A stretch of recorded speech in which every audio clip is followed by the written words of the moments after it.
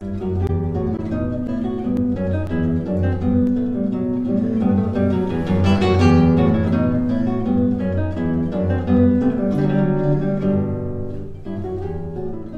met drie delen, drie parten. Het eerste deel is een soort van intunen.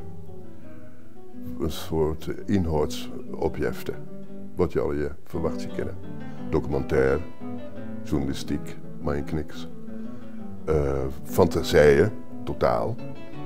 Maar dan kom je al redelijk gauw tot de ontdekking dat die fantasieën en die realiteit die gaan in een maar oer. Dan kom je net zo via mij. Dus je moet een soort dingen vergeten. Ik wil dat je oors lezen moet als de meeste boeken, denk ik. Het tweede part dat is dan de snitste tijd, dat gaat over mijn jeugd, maar ik net helemaal. Ambitie. En het derde deel, dat is het resultaat van die twee daarvoor, dan ben ik vrij. Er zit ik een foto in het boek van mij als 10-jarig jonkje. En dan denk ik, wat een aardig jonkje, maar dat ben ik net. Dat is een oor. Dat weet ik al dan wel, hoe dat wie en hoe ik me veelde en hoe de door tegen of en hoe de klok. Dat weet ik al dan wel, maar die heeft toch een oor.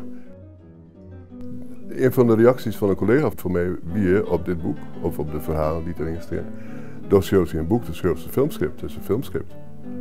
En dat is dan een filmscript dat is uitgevoerd bij een uitjouwer. Ja, en het zit op papier, maar het is een filmscript. Je kunt verfilmen. Ik ga uit van beelden en van loeren en net zozeer van teksten. Het volle sprutsen, daar hou ik net van. Een camera moet stilstaan, vind ik. Dat wat er baart, wordt aan de andere kant barren en net voor mij uit.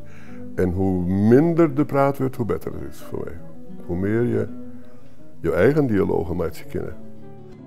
Wanneer ik een boek schreeuw of een verhaal schreeuw over een persoon, dat die persoon in de egen of in de holle of in de tinken, de teensen van de lezer, van de toeschouwer, vaak wel een gans oren figuur is dat ik in mijn holle hier. En dat vind ik mooi.